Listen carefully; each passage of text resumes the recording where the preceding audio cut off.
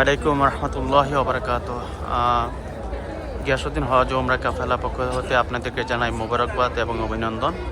সাফা মারা হজ গ্রুপ এবং সাফা মারা ট্রাভেলসের সকল হজ যাত্রীদের একসাথে নিয়ে যাচ্ছি রিয়াজুল জান্নাহ করানোর জন্য। আমরা এখানে দুইটি গ্রুপ করেছি, এই দুইটি গ্রুপের মাধ্যমে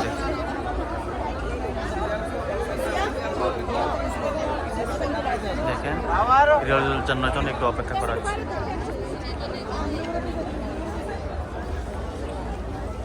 এই যে আমরা সাফা মারা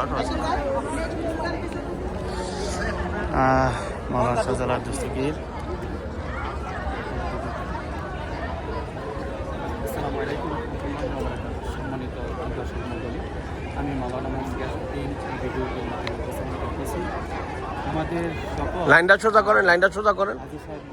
করেন, না প্রবেশ করে ওনাদেরকে নিয়ে আমরা এখন অপেক্ষা করতেছি। এখানে রাসূল আকরাম সাল্লাল্লাহু আলাইহি ওয়াসাল্লাম বলছে, আমার মিম্বার হতে আমার রজা মধ্যবর্তী স্থানে যে স্থান, এটা হচ্ছে রিয়াজুল জান্নাহ। এখন হচ্ছে জান্নাতে এক টুকরা, এটা জান্নাতে এক টুকরা অংশ।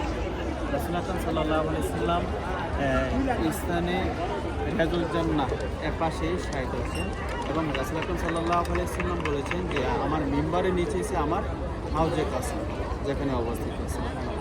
এখানে অনেকগুলো স্তম্ভ রয়েছে, যেটি রহমতের স্তম্ভ নামে পরিচিত। মায়াসালাম ভাই, হুইলচেয়ার কি আমগো? হুইলচেয়ার না, হুইলচেয়ারটা কি আমাদের? হ্যাঁ।